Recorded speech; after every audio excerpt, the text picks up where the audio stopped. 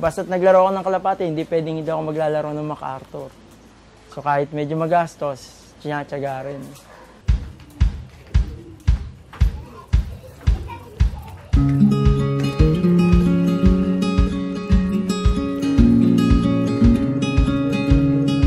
Ako si Romerico Perez, isang panser na tiga San Roque, Marikina.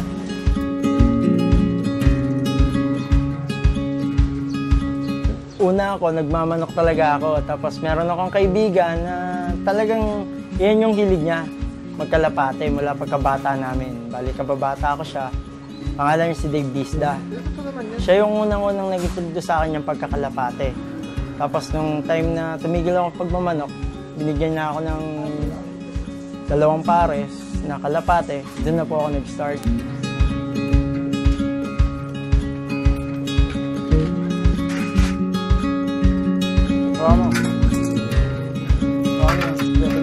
Isa akong glass and aluminum installer. Pagka may trabaho, sa umaga, kalapate muna.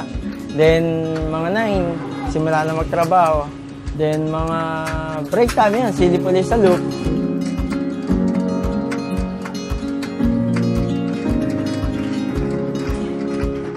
Okay na. Bali yung loop ko kasi hindi pa siya tapos eh. Inunti-unti ko lang po siya eh. Nandito po tayo ngayon sa loop ko. Bali, ito yung mga breeders ko. Tsaka yung mga trophies ko na nakuha ng mga nakakaraang race. Bali, ito yung mga ibon ko. Ito yung mga nag-MacArthur ko. Mga nag-finisher sa aking ibon na ginagamit ko pag bibreed ngayon.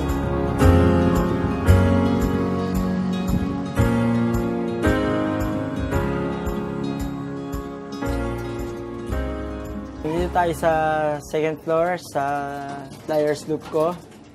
Ito, may mga perches. Tapos may mga lugaran na ano sa itaas. Tapos may trap ko. Simpleng trap lang. Sa ventilation, nilagyan ko ng jalousie frame yung sa may tapat ng steel matting ko para makontrol ko yung lamig pagdating ng gabi. Basta't naglaro ako ng kalapate, hindi pwedeng hindi ako maglalaro ng MacArthur. So kahit medyo magastos, tiyatsaga rin. Bali, ito po yung ibon ko na nag-MacArthur ngayong taon na to. Gagamitin ko na po siya for breeding. Kaya nandito na po siya sa breeder cage ngayon. Siya po yung pang 6 placer ko ngayong taon na to. Bali, nung dumating po itong ibon kong ito nung MacArthur, medyo ubos na po yung katawan eh. Manipis na po siya. Ngayon, medyo naka-recover na po. Nakakain, nakainom na po ng tama. Medyo maganda na rin po yung kondisyon niya. Ang bloodline niya po is Lix Ang, cross po sa Goke. Ito pong ibon na to, lahi po talaga to ng mga long distance bird. Yung mga Lix ko po ay talagang pangkaraniwan po sa mga tumatapos na ibon sa akin, yung mga Lix. So, siya po yung pinakamagaganda record sa akin. So, swerte naman po, nakapag-clock po ulit siya ng MacArthur ngayong taon na to. Alam mo, ganda ng bird mo. Ganda ba yung bird mo?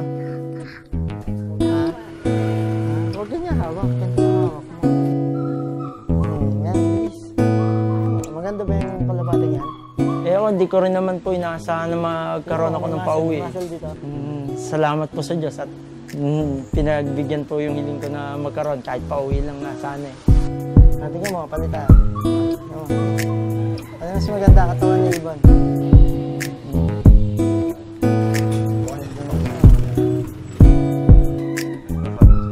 Tingnan niyo, ganda.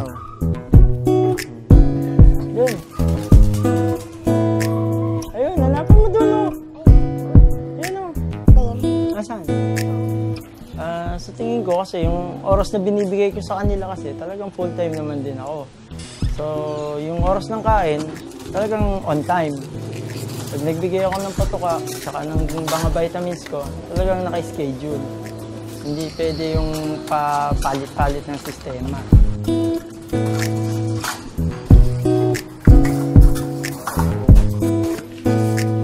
Sa akin kasi, parang stress buster ko yung kalapate. Once na natapos ako magtrabaho sa maghapon, makikita ko lang yung kalapate ko, parang wala na yung pagod ko eh.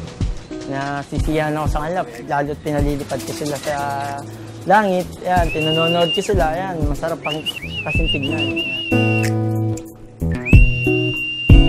Simple lang naman po yung i-advise ko sa mga newbie natin. Alamin nyo lang po yung mga klase ng ibon nyo. Alamin nyo yung bloodlines. Then, kung saan siya magandang ibanggang ibon. Tapos tamang sistema ng patuka. At saka mga vitamina. Doon lang po, medyo maganda-ganda na yung maging resulta ng race nyo.